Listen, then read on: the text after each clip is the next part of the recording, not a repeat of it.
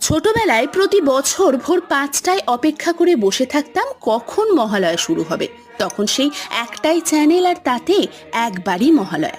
আর এখন তো হাজারবার হাজারটা চ্যানেলে মহালয়া দিয়ে তার ঐতিহ্যটাই শেষ করে দিয়েছে।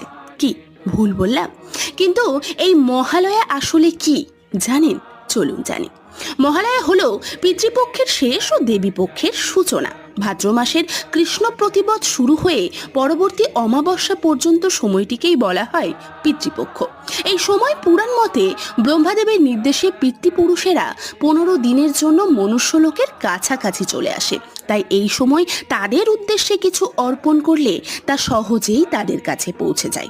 আর এই মহালয়ের দিনটি হলো সেই মহালগ্ন, তাই ওই দিন তর্পণ করা হয়। আর ঠিক তার পরের দিন শুক্লা প্রতিপদে দেবীপক্ষের সূচনা হয়। আজকের এই তথ্য ভালো লাগলে একটি লাইক, চ্যানেলে নতুন এলে একটা সাবস্ক্রাইব। Thank you.